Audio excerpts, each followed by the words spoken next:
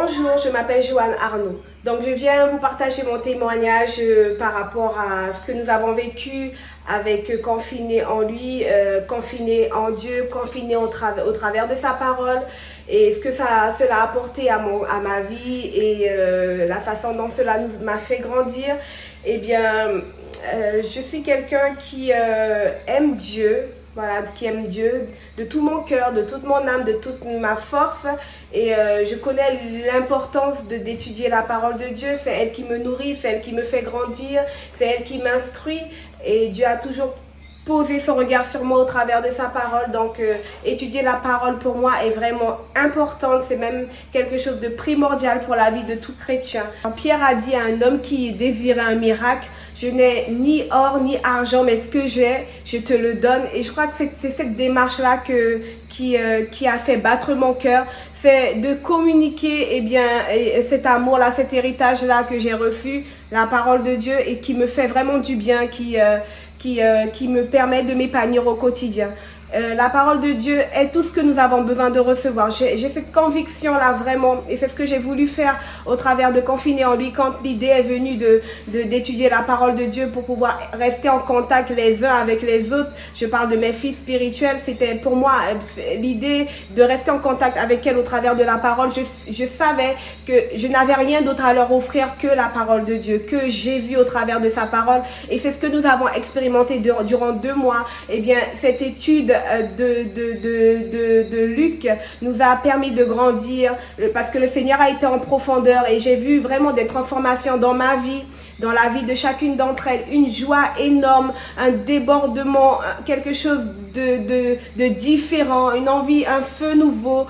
Et c'est tellement bon de vivre ce que la parole de Dieu est capable de faire. Donc, si aujourd'hui vous nous voyez sur Facebook, YouTube ou Instagram, c'est que cette parole est un feu qui nous donne de nous mettre en action. Voilà, quand la parole elle est en nous, on ne peut pas la garder pour nous. On a ce feu-là, on veut la partager, on veut donner, D'ailleurs, quand on est amoureux de la parole, et bien quand on est amoureux de Jésus, on donne, on reçoit, mais on veut donner, on veut se déverser, on veut aussi dire waouh, si c'est bon pour moi, c'est aussi bon pour toi. Si la parole de Dieu fait ça pour moi, si une parole de Dieu change ma vie, emmène le miracle, guérit mon cœur, guérit ma vie, opère le miracle dans telle dimension de ma vie, eh bien je veux aussi que toi tu puisses vivre la même chose parce qu'elle est accessible. La parole de Dieu, elle est pour nous. Dieu veut parler, Dieu est bavard, Dieu veut te parler, Dieu il veut parler à ses enfants bien-aimés. C'est vraiment le message que je voulais transmettre à vous qui m'écoutez aujourd'hui.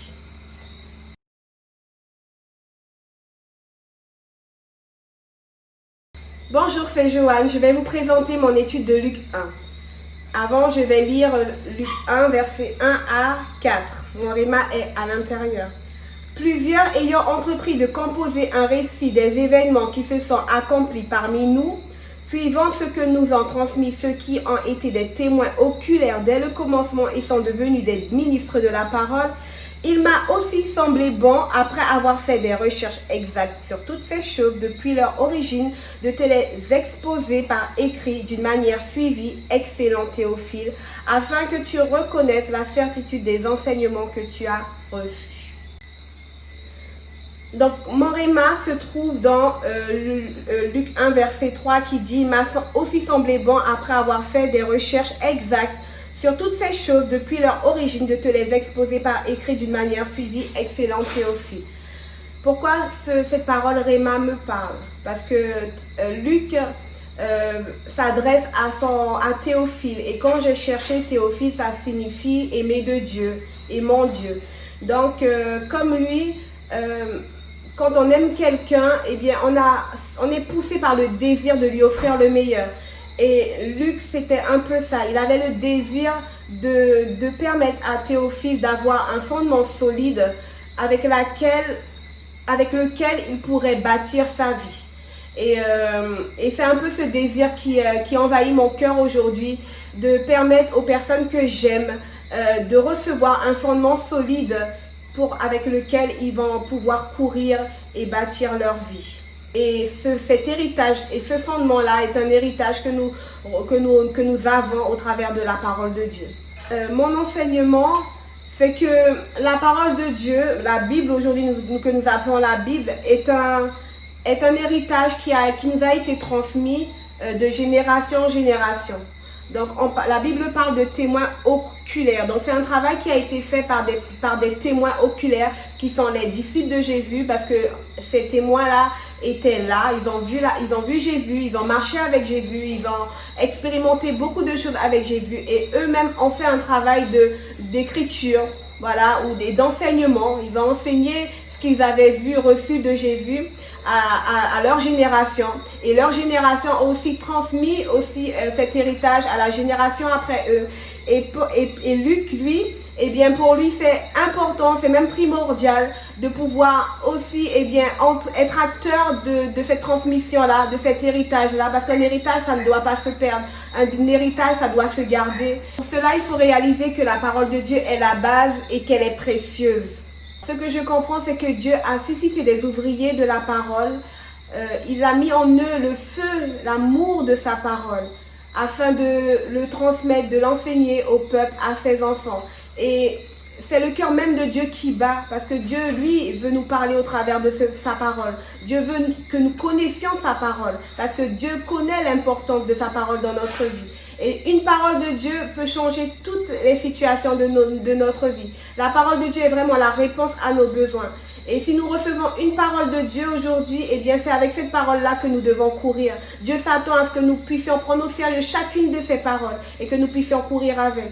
Et ça, c'est le cœur même de Dieu qui bat pour nous. Et aujourd'hui, eh bien ce cœur-là qui bat, eh bien moi, étant maman, j'ai aussi ce cœur qui bat pour mes enfants, parce que je suis maman, et j'aimerais aussi qu'eux reçoivent cet héritage de la parole.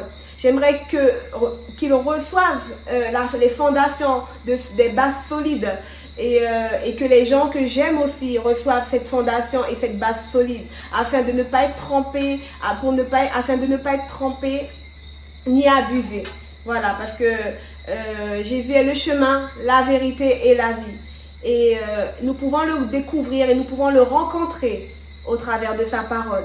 Et ceux qui étudient la parole de Dieu, ceux qui ont compris la puissance de cette parole-là, savent qu'à chaque fois qu'ils se posent pour recevoir une direction de Dieu au travers de sa parole, ils savent qu'ils vont à la rencontre de Jésus lui-même. Alors, comment je vais pouvoir mettre en application cette parole? Écrire la parole de Dieu pour ne pas l'oublier. Je crois que c'est très important d'écrire sa parole. Quand on la reçoit, pour ne pas l'oublier, de l'écrire. Vous savez que ce qui est écrit reste. Donc, c'est pour cela que j'ai acheté de beaux cahiers, pour pouvoir garder cette parole-là et pouvoir revenir à l'intérieur. Parfois, quand tu reçois un miracle, quand tu reçois le miracle de Dieu, eh bien, c'est bon de pouvoir te remémorer de ce que Dieu a fait au travers de sa parole. Et enseigner aussi à mes enfants à faire pareil, à chercher Dieu au travers de sa parole. Je crois que c'est très important de leur donner cette faim, cette soif de la parole de Dieu et l'amour de la parole, la passion de la parole de Dieu, parce que c'est un héritage pour eux. Donc, leur communiquer cela aussi, de chercher Dieu au travers de sa parole. La parole de Dieu nous prend telle que nous sommes et c'est elle qui nous transforme. Et chercher Jésus au travers de sa parole, chercher à grandir dans la foi, chercher à grandir en connaissance, voilà, au travers de la parole de Dieu. Et surtout être fier d'être enfant de Dieu, pouvoir le clamer, pouvoir en témoigner, être fier d'être ouvrière de la parole, ambassadrice de la parole, voilà, être fier d'être enfant de Dieu. Et être fier de ce que la parole a fait pour moi et fera pour moi. Et pour chaque personne que j'aime. Donc je vais prier. Seigneur, merci pour ton amour et ta présence. Merci pour cette parole que tu nous as donnée comme un cadeau, comme un héritage, Seigneur. Merci pour l'amour de ta parole que tu mets dans mon cœur, dans le cœur de chaque personne, Seigneur, qui m'entoure, Seigneur, dans le cœur de tes enfants, Seigneur. Je veux vraiment, Seigneur, te dire merci parce que c'est toi qui nous convaincs de péché, de justice et de jugement au travers de ta parole, Seigneur. Merci pour l'amour que tu mets dans nos cœurs, Seigneur, qui grandit de jour en jour, Seigneur. Et nous désirons que cet amour pour toi grandisse de jour en jour au travers de ta parole.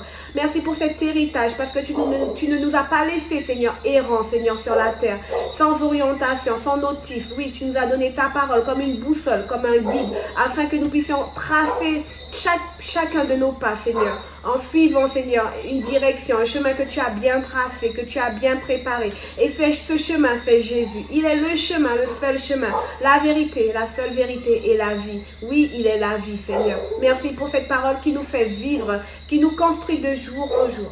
Oui, la parole nous prend comme nous sommes. Tel que nous sommes, nous pouvons venir à toi, Seigneur. Et c'est toi qui nous transforme au travers de ta parole.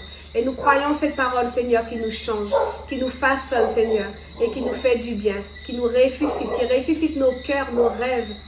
Oui, Seigneur, merci pour cette parole. Merci pour ton amour, Seigneur. Et Amen. Je vais remercier ceux et celles qui m'ont suivi. Et je vous donne rendez-vous à la prochaine étude dans Luc chapitre 2. Et vous encouragez aussi à étudier la parole avec nous. Donc ceux et celles qui veulent poursuivre cette aventure avec nous, eh bien, vous pouvez nous envoyer votre étude de Luc 1 sur notre boîte mail confinéenlui@gmail.com. Vous pouvez aussi nous retrouver sur Facebook ou sur Instagram avec amour.